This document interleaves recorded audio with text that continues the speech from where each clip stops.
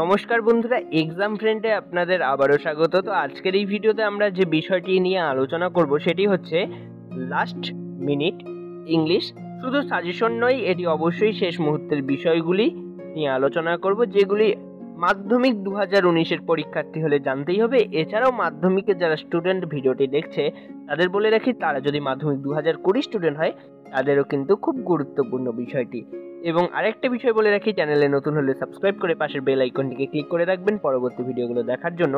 ভিডিওটি ভালো লাগলে, আমরা যেহেতু প্রচুর পরিশ্রম করে এক একটা ভিডিও নিয়ে আসি আপনাদের জন্য, তাই অবশ্যই ভালো লাগবে লাইক করতে ভুলবেন না, কমেন্ট করতে ভুলবেন না আমাদের সাপোর্টের জন্য, এবং আপনাদের অসুবিধা জানাতে ভুলবেন না, এবং অবশ্যই বন্ধুদের কাছে শেয়ার করতে ভুলবেন না।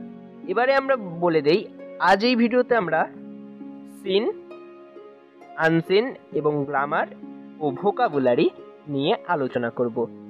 এছাড়া যদি আপনাদের প্যারাগ্রাফ বা এডিটোরিয়াল লেটার ইত্যাদি অর্থাৎ রাইটিং স্কিলের বিষয়গুলো নিয়ে জানতে ইচ্ছে থাকে বা সাজেশন পেতে একটা ইচ্ছে থাকে, তাহলে অবশ্যই আমাদের কমেন্টে গিয়ে বলুন।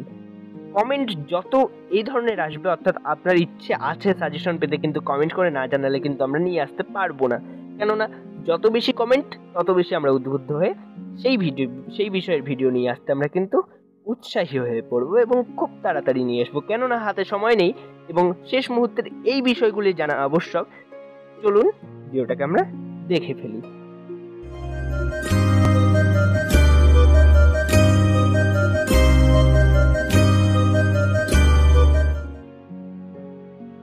তো বন্ধুরা, যারা ভিডিওটাকে স্কিপ না করে দেখবে তাদের শুরুতেই বলে দেই, মাধ্যমিক 2019-এর যেহেতু ইংলিশের সাজেশন, এটা হচ্ছে একটা লাস্ট মিনিট গাইডলাইন। সাজেশন পুরোপুরি নয় ভিডিওটি, এটা হচ্ছে গাইডলাইন। যারা এই জিনিসটা শোনার পরেই ভিডিওটাকে স্কিপ করতে যাচ্ছেন তাদের বলে রাখি, অবশ্যই স্কিপ করে যান ভিডিওটা, তারা দেখতে যাবেন না। কেননা এটা প্রথমেই বলে দিচ্ছি, সাজেশন পুরোপুরি নয়, এটা গাইডলাইন। এটাতে সাজেশন রয়েছে, এটাতে কি কি করতে হবে পরীক্ষার মধ্যে ইংলিশে, সিনে, আনসিনে বা গ্রামারের ক্ষেত্রে কোনগুলো বিষয়কে মাথায় রাখতে হবে শেষ মুহূর্তে, সেগুলো পুরোটাই আমরা কিন্তু আলোচনা করব। ভিডিওটাকে ভালো লাগলে অবশ্যই, আবারও বলছি, লাইক করে ফেলুন। কেননা এরপরে কিন্তু ভিডিওর বিষয় ঢুকে গেলে আপনারাও কিন্তু ভিডিওর বিষয়ের মধ্যে হারিয়ে যাবেন। তো প্রথমেই বলে রাখি সিনের কথা। তো মাধ্যমিকের ক্ষেত্রে সিন, গল্প এবং কবিতা মিলে যে অংশের প্রশ্নগুলো হয় সেগুলোকে বলা হয় সিন অংশ। তো রিডিং বা সিন অংশের ক্ষেত্রে কিন্তু এমসিকিউ গল্প থেকে থাকবে 5 নম্বরের এবং কবিতা থেকে থাকবে 4 নম্বরের।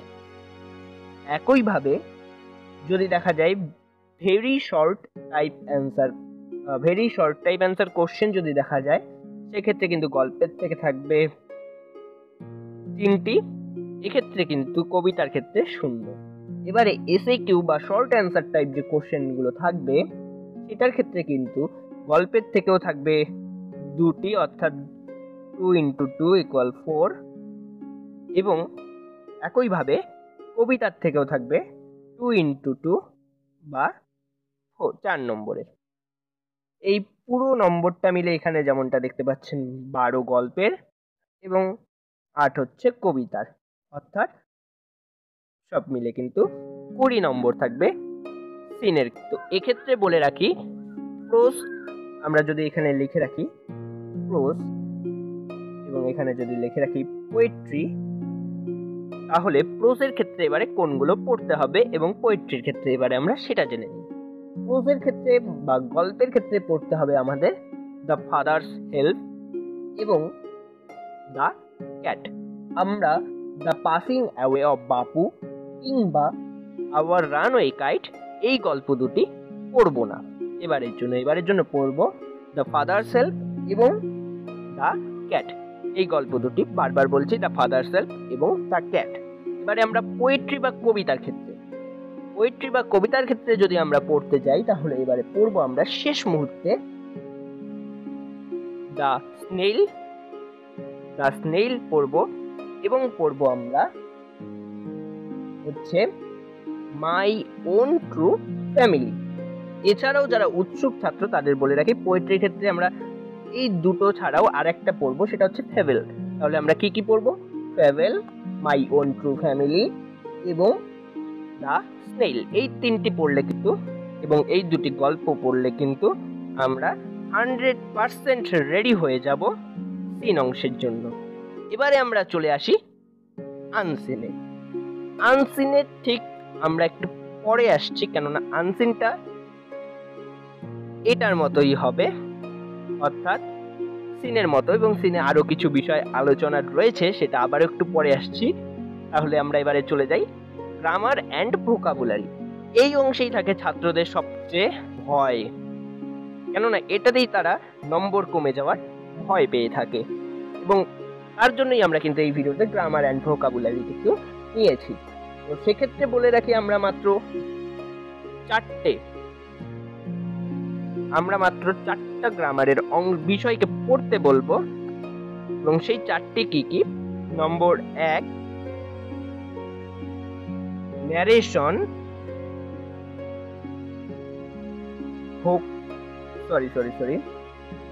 Voice change. নম্বর 3 আমরা বলবো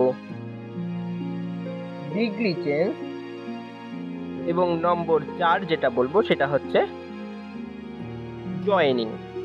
এই যে চারটি রয়েছে, এই চারটি বললেই 100% আমরা শিওর দিতে পারছি এই চারটি বিষয় যদি একদম তৈরি থাকে কোনো স্টুডেন্টের, তাকে আমরা 100% দিচ্ছি। সেটা হচ্ছে আর্টিকেল অ্যান্ড প্রিপোজিশন, টেন্স, এছাড়াও ফ্রেজাল ভার্বগুলো কিন্তু তারা পেয়ে যাবে। তো এখানে বলে রাখি ফ্রেজাল ভার্ব খুবই সোজা হয়ে থাকে, টেন্সও সোজা হয়ে থাকে, আর্টিকেল অ্যান্ড প্রিপোজিশনও সোজা হয়ে থাকে। সবচেয়ে কঠিন হয়ে থাকে narration, voice change, degree, joining. এই চারটি কারো যদি কমপ্লিট থাকে, আর কিন্তু বাকি তিনটি বিষয় ভয় থাকার কথা নয়। তো এবারে এই চারটি বিষয় কিন্তু সাজেশন হয় না, তবু আমরা বলছি narration practice, voice change practice, degree practice, joining practice. এই চারটি বিষয়ের সমস্ত ধরনের কঠিন থেকে সোজা সবকিছু প্র্যাকটিস করলেই কিন্তু 100% শিওর খুব একটা কঠিন প্রশ্ন মাধ্যমিকে হবে না এবারে এই গ্রামারের ক্ষেত্রে। সুতরাং একটু সোজা থেকে শুরু করে একটু দু একটা কঠিন কিন্তু যদি প্র্যাকটিস করা যায়, তাহলে 100% শিওর গ্রামার অ্যান্ড ভোকাবুলারি ভয় নেই। এবারে আমরা আবারও চলে আসি আনসিনের ক্ষেত্রে। আনসিনের ক্ষেত্রে বলার আগে আমাদের যেটা বলতে হবে সেটা হচ্ছে সিনের বিষয়টা। তো যেটা বলতে হবে সেটা হচ্ছে এমসিকিউ লেখার কৌশল। এটা নিয়ে আমরা ভিডিও মাধ্যমিকের বানাইনি, তো তাদের বলে রাখি এমসিকিউ এ থাকলো হয়তো একটা কোশ্চেন যে Gandhiji was shot on his way to, option থাকলো A prayer meeting, option B a political meeting, option C etcetera, এরকম থাকলো। তো এখানে কিন্তু উত্তর লেখার সময় এইভাবে লিখতে হবে যে নম্বর 1-এর যদি 2 নম্বর প্রশ্ন হয় তো 2 নম্বর প্রশ্ন, অপশন দিতে হবে। এভাবে শুধু লিখে দিলে হবে না, অপশনের পরে অ্যান্সারটিও লিখতে হবে এ প্রেয়ার মিটিং, এভাবে লিখতে হবে। এই একই জিনিসটাকে কিন্তু আনসিনের ক্ষেত্রেও করতে হবে, তাই আনসিনটাকে আমরা উপরে দাগ দিয়ে রেখেছিলাম, উপরে চিহ্ন করেছিলাম। ঠিক এভাবেই আনসিনের ক্ষেত্রেও করতে হবে। এবং আরেকটা বিষয়, আনসিনের ক্ষেত্রে আনসিন সবাই বলে থাকে যে 3 থেকে 4 বার পড়তে হবে। তো বলে রাখি 3 থেকে 4 বার পড়ার সময় গ্রামার যে সেন্টেন্সগুলো, যে ওয়ার্ডগুলো রয়েছে যেগুলো গ্রামাটিক্যালি, সেগুলো নিচে দাগ দিয়ে বা আন্ডারলাইন করে রাখলে সুবিধে পাবে তোমরা।